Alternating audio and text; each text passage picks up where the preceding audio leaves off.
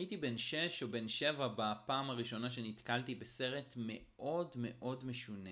הוא שודר בטלוויזיה, בבית של דודה שלי, ולא זכור לי שמישהו חוץ ממני התרשם ממנו. אבל אני התרשמתי. עמוקות. אני זוכר רבירים שרוכבים בלי סוסים, אבל דופקים קוקוסים אחד בשני כדי לייצר את הקול של הדהירה. טרול שעומד על גשר ושואל שאלות מתקילות. אבל מעל הכל אני זוכר ארנב קטן, חמוד ורצחני, שמביס את כל האבירים שיוצאים נגדו ואפילו מצליח לחסל כמה מהם. שנים ארוכות אני חשבתי על הסרט הזה. הייתי נזכר בו כל כמה זמן ותוהה מה היה הדבר הזה והאם אני אצליח לראות אותו שוב. רק בתיכון אני הצלחתי לגלות את התשובה. מה שראיתי היה מונטי פייתון והגביע הקדוש, סרט של החבורה המצחיקה ביותר בעולם משנת 1975.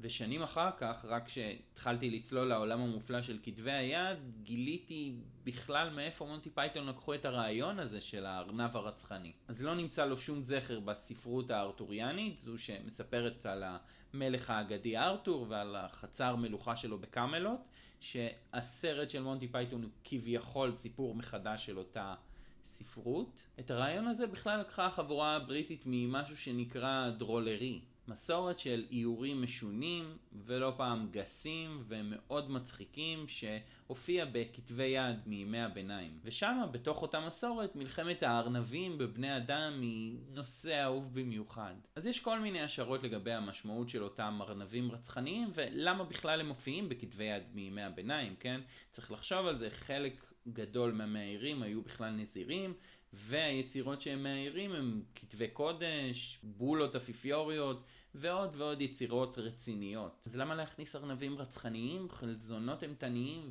ועוד ועוד סצנות משונות לתוך אותם כתבי יד רציניים? אז אחת ההשערות המקובלת והסבירה בעיניי בכל אופן היא שיש כאן איזה ניסיון לצייר עולם הפוך. עולם שבו מי שהיה עד לפני רגע הטרף, הניצוד, הופך לצייד.